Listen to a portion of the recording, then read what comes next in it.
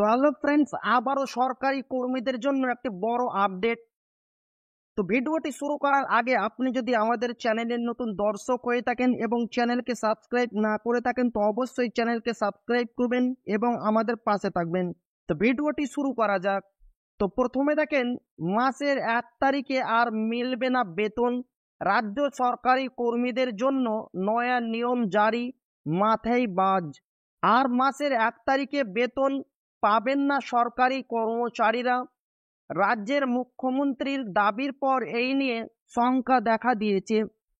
মুখ্যমন্ত্রীর দাবি, দেরি করে সরকারি কর্মচারীদের বেতন দিলে রাজ্য সরকারের অনেক টাকা সাশ্রয় হবে, কিন্তু কিভাবে? তিনি জানান, যদি সরকারি কর্মীদের দেরি করে বেতন দেওয়া হয় তাহলে সুদ মেটানোর ক্ষেত্রে প্রতি মাসে রাজ্য সরকারের 3 কোটি টাকা কম লাগবে, অর্থাৎ 3 কোটি টাকা সাশ্রয় হবে। এভাবেই 1 বছরের হিসেব দিয়ে মুখ্যমন্ত্রীর দাবি, সরকারি কর্মীদের দেরি করে বেতন দেওয়া হলে 1 বছরে 36 কোটি টাকা বাঁচবে সরকারের। অর্থাৎ নিয়ম মতো 1 তারিখ বেতন না দিয়ে তারপরে বেতন দিলে অনেকটাই টাকা বাঁচানো যাবে। এ বিষয়ে মুখ্যমন্ত্রী আরও বলেন, কিভাবে ভালোভাবে সম্পদ ব্যবহার করা যেতে পারে, কতটা খরচ হয়, এই সকল বিষয় বিবেচনা করতে রাজ্য সরকারি কর্মচারীদের দেরিতে বেতন দেওয়া হয়েছে। একইভাবে অবসরপ্রাপ্ত রাজ্য সরকারি কর্মচারীদের পেনশনও দেরিতে দেওয়া হবে বলে জানানো হয়েছে। যদিও এ বাংলার ঘটনা নয়, আসলে সম্প্রতি কর্মীদের বেতন নিয়ে বিধানসভায় বড় দাবি করেছেন হিমাচল প্রদেশের মুখ্যমন্ত্রী সুখবিন্দর সিং সুখু।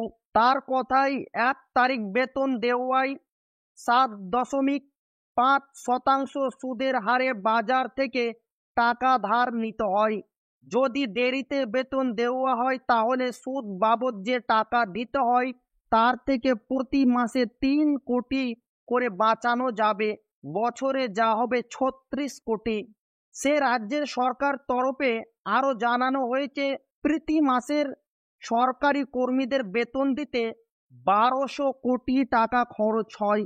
আর পেনশনভোগীদের পেনশন দিতে খরচ হয় প্রায় 800 কোটি টাকা। অর্থাৎ সব মিলিয়ে মাসে মোট 2000 কোটি টাকা খরচ হয় বলে জানিয়েছেন রাজ্য সরকার।